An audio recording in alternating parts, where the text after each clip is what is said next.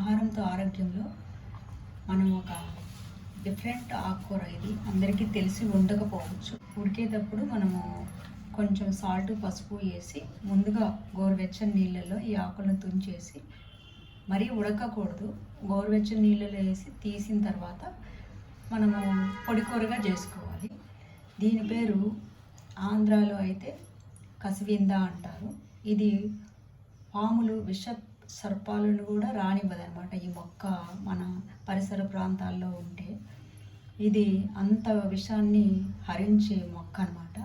మనం తింటే మనకు చర్మ వ్యాధులు కానీ ఏదైనా మనకు తెలియకుండా చిన్న చిన్న ఫుడ్ ఎలర్జీ కూడా కొందరికి కొన్ని రకాల ఫుడ్స్ పడవు.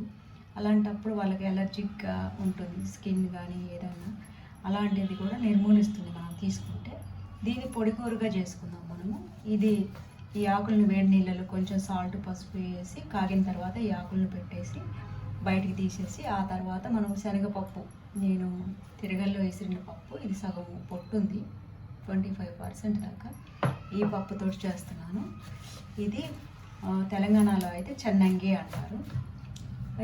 ఇది కొబ్బరి, నువ్వులు, శనగపప్పు, ఇంకా పల్లి పప్పులు, ఎల్లుల్లిపాయ, సాల్ట్, కారం వేసి దీన్ని లైట్గా ఫ్రై చేసి మిక్సీ పట్టుకున్నాను. ఇది అన్ని ఫ్రైస్లో కూడా వేసుకోవచ్చు అనమాట. ఫ్రై చేసుకునే కూరలు, పొడి కూరల్లో సాల్ట్, ధనియాలు పోపులో మనము క్రష్ చేసి ధనియాలు వేస్తే అదొక ఫ్లేవర్ వస్తుంది. ఇది పైత్యాహారం కూడా ఆరోగ్యానికి. మిగతా అన్ని కలిపేసిన పోపు గింజలు, పసుపు, సాల్ట్, ఉల్లిపాయ, ఎల్లుల్లి, కరివేపాకు, ఎండుమిరపకాయ, ఇవే దీనికి కావాల్సినవి. ఇది కడుపులో వాత వ్యాధులు, కొందరికి త్రేన్పులు, సౌండ్స్, అపాన వాయువులు వస్తూ ఉంటాయి, దాన్ని కూడా తగ్గిస్తుంది. వాత వ్యాధుల్ని బాగా తగ్గింపజేస్తుంది. ఇది మొలల వ్యాధి, ఫైల్స్లో కూడా మంచి గుణకారిగా ఉంటుందన్నమాట. న్యూమోనియా, బ్రాంకైటిస్ లాంటి వ్యాధుల్ని కూడా తగ్గిస్తుంది తరచుగా వాడితే. ఇది ఆకుని ఇలా కట్ చేసుకుంటే సరిపోతుంది, 2 ముక్కలుగా అంతే.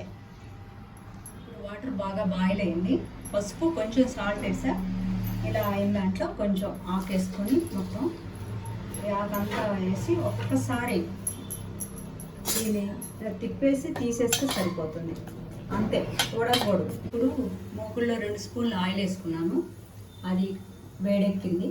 అందులో పోపు గింజలు వేసుకున్నాను, అన్నీ ఉన్నాయి ఇందులో. వేసుకున్నాం కదా, ఒక పెద్ద ఉల్లిపాయ అది వేద్దాం, ఉల్లిపాయ ముక్కలు. ఇప్పుడు వెల్లుల్లిపాయలు, అల్లం ముక్కలు, ధనియాలు కూడా వేసేసి ఇవి కూడా కొంచెం ఫ్రై కావాలి. ఫ్రై అయ్యి ఇప్పుడు పసుపు. ఇప్పుడు మనం ఈ శనగపప్పు వేద్దాం. వేడి నీళ్ళలో వేసి డిప్ చేసి తీసిన ఆకుని వేద్దాం, కసివింద ఆకు లేదా చెన్నంగి ఆకు. ఇప్పుడు కొంచెం సేపు దీన్ని కారం కూడా వేసిన తర్వాత మూత పెట్టి అలా వదిలేద్దాం కొంచెం, ఒక 2 మినిట్స్. కారము ఇంట్లో తక్కువే ఉంది కారము. ఇప్పుడు మూత తీసి చూద్దాం. ఇది పల్చటి ఆకు కాబట్టి ఇది ఉడకాల్సిన పని లేదు. వేడి నీళ్ళల్లో వేసి డిప్ చేసి ఈ పోపులో వేస్తేనే సరిపోతుంది. దీని ఔషధ గుణాలన్నీ ఉంటాయన్నమాట. ఇప్పుడు మన ఆకు రెడీ అయిపోయింది. దీన్ని ఇక తినచ్చు, రొట్టెలో, చపాతీ అన్నిట్లో తినచ్చు, అన్నంలో తినచ్చు. ఇది ఏ ఇబ్బంది ఉండదు. లివరు, ఫ్యాటీ లివర్కి చాలా మంచిది అనమాట, హార్ట్కి మంచిది. షుగర్లో కూడా బ్లడ్ షుగర్ని కంట్రోల్ చేస్తుంది, లంగ్స్కి చాలా మంచిది. Thanks for watching our channel.